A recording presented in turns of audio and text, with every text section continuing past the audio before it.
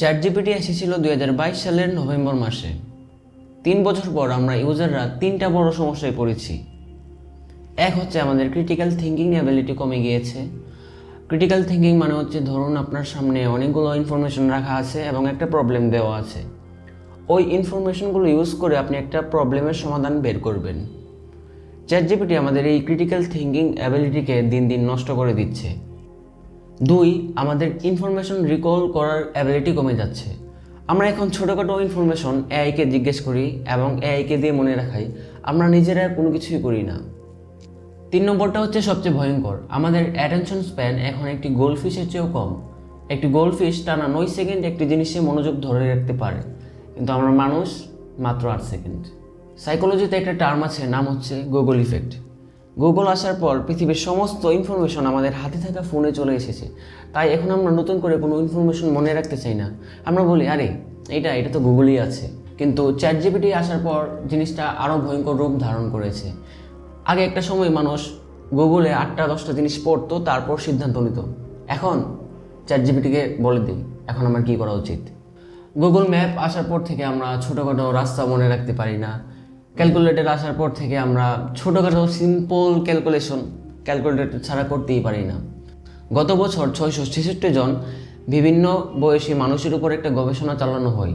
গবেষণার রেজাল্ট ছিল যারা তাদের রেগুলার কাজের জন্য এআই ব্যবহার করে তাদের ক্রিটিক্যাল থিঙ্কিং অ্যাবিলিটি, যারা তাদের রেগুলার কাজে এআই ব্যবহার করে না তাদের থেকে 68% কম। সবচেয়ে ভয়ঙ্কর ব্যাপার হচ্ছে 17 থেকে 25 বছর বয়সীদের উপর সবচেয়ে বাজেভাবে ইফেক্ট পড়েছে। আসলে এটা বুঝতে আমাদের রকেট সায়েন্স লাগে না। আমরা যদি খুব বেসিক সমস্যা এআই দিয়ে সলভ করাই এবং সবসময় এরকম করতেই থাকি, তাহলে একটা সময় আমাদের ব্রেন চিন্তা করার ক্ষমতাও হারিয়ে ফেলতে পারে। এআই আসার পর আরেকটা বড় সমস্যা হচ্ছে আমরা এখন নতুন কোনো কিছু শিখতে পারছি না। আসলে আমরা নতুন কিছু শিখি কীভাবে? কোনো একটা জিনিস করার চেষ্টা করি, তারপর ভুল করি, তারপর ভুলগুলো ফিক্স করি, তারপর আবার চেষ্টা করি। এভাবে করতে করতে আমরা এক সময় এক্সপার্ট হয়ে যাই। কিন্তু এআই আসার পর আমরা যখন এআইকে প্রম্পট দেই, এআই নির্ভুলভাবে সেই কাজটা করে দিতে পারতেছে।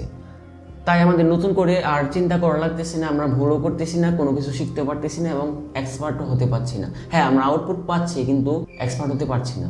এখন একটু কথা বলা যাক এআই কিভাবে কাজ করে বা এআইকে কিভাবে ট্রেন করানো হয়। আসলে এআইকে ট্রেন করানো হয় মানুষের তৈরি কন্টেন্ট থেকে। ধরেন যেসব এআই ছবি তৈরি করে, সেসব এআইকে মানুষের তোলা ছবি থেকে ট্রেন করানো হয়। এবং একটা সময় আসবে যখন মানুষের তৈরি কন্টেন্ট থেকে এআই দিয়ে তৈরি কন্টেন্ট অনেক বেশি হবে, তখন এআইকে ট্রেন করানো হবে এআই দিয়ে তৈরি কন্টেন্ট থেকে। তখন আর এআই নতুন কিছু তৈরি করতে পারবে না বা ইউনিকনেস বা নতুনত্ব যেটা ওইটা থাকবে না। তো আমি মনে করি মানুষের ইউনিকনেস বা ক্রিয়েটিভিটিকে এআই কখনোই রিপ্লেস করতে পারবে না। এখন প্রশ্ন হচ্ছে এআই এর এই ঝড়ে আমরা কিভাবে আমাদের ব্রেনকে আরও বেশি শক্তিশালী করব বা আমরা কিভাবে আমাদের বুদ্ধিমত্তাকে রক্ষা করব। আনসারটা খুব সহজ, use it or lose it. আমাদের ব্রেন হচ্ছে পেশির মতো, আপনি যত বেশি এটা দিয়ে কাজ করাবেন এটি তত বেশি পাওয়ারফুল হবে। 1760 থেকে 1840 পর্যন্ত ইন্ডাস্ট্রিয়াল রিভলিউশন হয়েছিল।